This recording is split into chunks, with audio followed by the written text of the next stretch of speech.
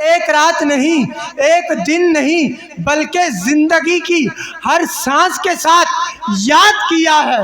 تو اس نبی کو ہم یاد کرنے کے لیے کسی کے محتاج نہیں ہیں۔ جب ہمارا دل چاہے گا ہم نبی کو یاد کریں گے۔ اگر آپ سبحان اللہ کہیں تو میں بتاؤں میرے نبی نے ہم گناہگاروں کو کہاں کہاں یاد رکھا۔ باہر والے بھی کہیں، میرے نبی دنیا میں آئے، آتے ساتھ سجدہ فرمائے۔ میرے نبی دنیا میں آئے، آتے ساتھ سجدہ فرمائے۔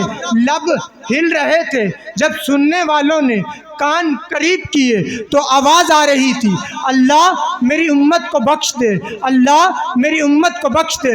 یعنی سرکار نے بچپن میں بھی امت کو یاد رکھا، لڑکپن میں بھی امت کو یاد رکھا، جوانی میں بھی امت کو یاد رکھا، خلوت میں بھی امت کو یاد رکھا، جلوت میں بھی امت کو یاد رکھا، غاروں میں بھی امت کو یاد رکھا، یاروں میں بھی امت کو یاد رکھا، دعاؤں میں بھی امت کو یاد رکھا، وفاؤں میں بھی امت کو یاد رکھا، زمین پر بھی امت کو یاد رکھا، آسمان پر بھی امت کو یاد رکھا، رب سے ملاقات میں بھی امت کو یاد رکھا، شب معراج میں بھی امت کو یاد رکھا، شب برات میں بھی امت کو یاد رکھا، رمضان کی برکات میں بھی امت کو یاد رکھا، لیلۃ القدر کی رات میں بھی امت کو یاد رکھا، عید الفطر کے لمحات میں بھی امت کو یاد رکھا۔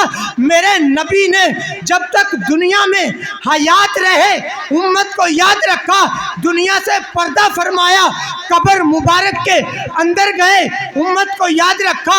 میرے نبی کو دنیا سے پردہ فرمائے 1 سال گزرا امت کو یاد رکھا، 2 سال گزرے امت کو یاد رکھا، 100 سال گزرے امت کو یاد رکھا، 14 صدیاں گزری امت کو یاد رکھا۔